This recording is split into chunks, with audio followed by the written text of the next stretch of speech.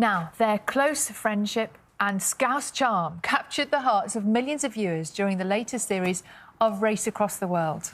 Childhood pals Joe and Kush were crowned champions in last week's incredibly tense finale, taking home the prize of 20 grand. We've only just recovered from this. It was... I haven't recovered yet, so...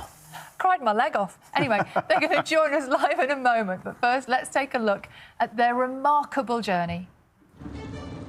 I think Scousers are the perfect people to travel. We're not shy to, like, say hello to someone on the street. You always say, "Oh, babe, see, you're right there, love." You have a proper little, like, there's a little charm about a Scouser, I think. Hello. Nice to meet you. My name is Nazgul. Nazgul? Yes. Kush. It's nice to meet you. Your eyes so beautiful. Thank you. What is that? Oh, bro, that's horse poo. We've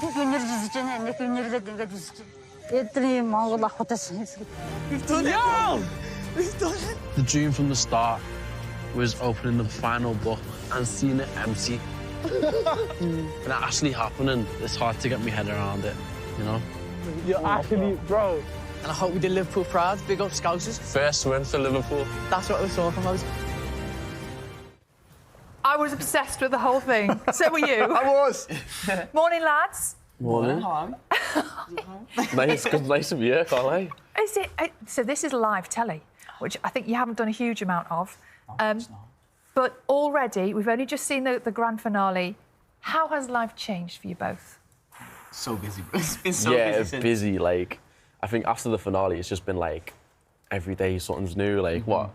Last week we had morning live. We've had the one show, then the BBC weekend. We just got back from the festival. Like it's just been full on, man. I know. Then coming here, so thank you guys for having us. Are you enjoying it? Yeah. I can't lie, we love it. It was good. It was good. Because when was the actual race? When did you film that? Well, it was September to November, so a little while ago now, and we had to just keep hush for the entire time. How did you manage to keep that quiet? With great difficulty. No one knew. Yeah. As you're walking around Liverpool with massive grins on your faces. Oh my God! Can't tell funny? people. Well, before it was aired, I had a couple of people explain the show to me, as in, "Oh, you like travelling? Have you ever watched the show?" And I had to just sort of like have a little slide room, and be like, "Oh no, never did." You know what I mean? It was boss, but yeah, now it's all out. It's definitely a big relief, especially the fact of the results. We can finally talk about it. Right. We have seen your audition tape now, because we saw that in the grand finale. That was edited in. So we saw you right at the very, very start. And I wonder, when I was watching it, you looked to me like you didn't quite think you'd be picked. Nah, we had no clue. Picked even just to go on the show. Well, for us, it was like a blind shot. Like, we was like, Kush just called me up last February, and he was like, "Do you wanna apply for Race Across the World?" We were like, "Yeah, sure, why not?" Like, if we don't get it, fair enough, we'll go travelling anyway. And next minute, they're flying us out to Italy. Yeah. We have nothing to lose, do we? Literally. Why not? But, yeah, I guess it all worked out for the best, didn't it?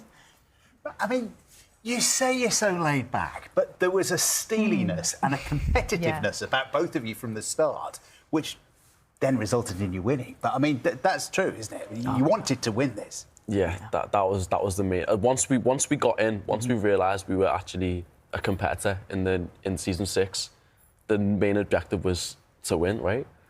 So this is the moment that you realised that after all those weeks of travelling and all that stress and sleeping on people's floors and begging and borrowing and stealing lifts to places.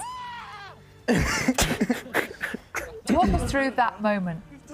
Oh my God, it's like a fever dream. Oh man. It was one of those where we struggled for like 2 months of like lack of sleep, lack of food, and to have the results that we did was so validating that everything that we'd sacrificed, all the tough times, it was all worth it. But it's quite funny how before we were constantly throughout the entire trip we're saying, if we win or when we win, we'd say, how are we going to celebrate? I mean, so many ideas. We'll do this, we'll do that, we'll say this, and then the second that we opened that book, it was all out the back. Yeah. I turned around, we just ran away. When I watched the footage back and when the final episode aired, I didn't realise how loud I was screaming. Oh my God, it was the craziest feeling in the world. Craziest feeling. It doesn't feel real, does it? It does not. a really fever dream. You talk about the sacrifices and the difficult times. You were both incredibly honest during the race about stuff you'd gone through, grief and troubles. Why was that important for you to do that, to open yourselves up to the nation? Well, I think the way me and Joe have been raised, it's kind of like conversations like that have never really been like a sort of big deal. It's just we're very open with our families, very open with each other, and so it's quite interesting how afterwards people say stuff to us about how important it is. As to us, we never really thought anything of it. It was just when we feel a particular emotion or conversation come up, we talk about it, and so I guess the fact that people are really resonating with that, we love it. We absolutely think that we're so happy to be able to connect with some people in that way. It's really interesting, isn't it? Because for you, even though what you were talking about was a really big deal, talking about it wasn't a big deal. It was just how you are with each other. Exactly. Right. Yeah. Like for us, it was just us just hanging out like in different countries. But yeah, like I think it's quite amazing how many people we've resonated with. You know. I think what it is it's the relationship between two young men who get on with each other, support each other, are loyal to each other, and are vulnerable in a way that they're not self-conscious about. Now we're talking about it, I really hope that doesn't make you feel self-conscious about it. No, absolutely not. Like I said, I mean, it's we just grown up this way, so it doesn't really. It's like it's the standard. How important have your mums been in all of this? You talked about your mums a lot. The whole reason we could do it. I mean, we're so fortunate to be able to leave home for 2 months, go off grid, and have everything sort of like looked after at home. We're really fortunate. I know not everyone's got the privilege to be able to just disappear like that. And so, firstly, we've got to thank our mums for that. But like I said, secondly, us being on it, just the way we've been raised, it part of the reason why we're on it in the first place is just because they've looked after us in the way they have. Right, and I think back to when we got picked, and it's like, I believe some, like, our personalities and who we are as people, like, I believe we got chosen because of the way we were raised. And because this is almost last year now, we were 19 at the time, we're still quite young. And you're still quite young, Jim. Yeah, it's true, very true, very true. But I look back at it now and it's like we would not be here, even sitting right here without our mothers' like support, and it's admirable. Like they're our like biggest inspiration, you know. And do you know what, fellas? There's been so much negative stuff about young men over the last couple of years, the manosphere and toxic masculinity, that people are saying that you are role models now for a young generation of blokes about how to be. How do you take that responsibility?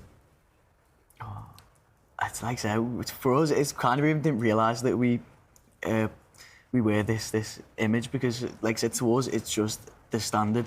We've always been the way we are, and so it's kind of weird because I don't feel like I've taken on much responsibility. I just feel like just being ourselves, we're getting praised for it, which is really nice. I think we love it, but yeah, it's quite strange. But what would you like to do with that sort of power and influence that you have now?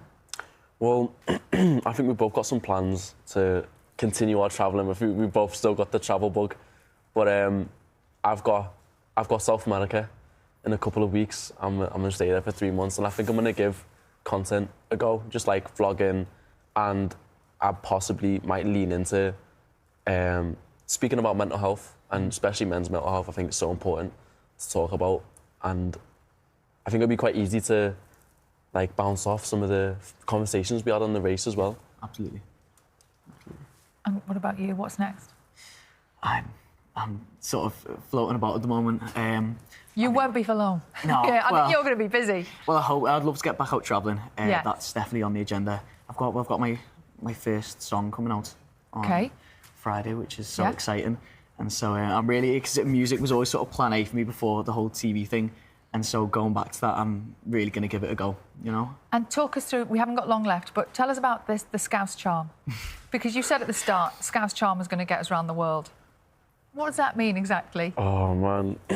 Where do we start? I mean, I feel like Scousers, like, it's pretty normal for us to just, like, say hello to people and, like, open conversations. It's very normal for Scousers to do that. So I think when we're put in a situation where we need to ask for people's help 24/7 on the race, I think it was just second nature to us. You know? Yeah, I mean, there's the whole stereotype about Northerners in general being super friendly.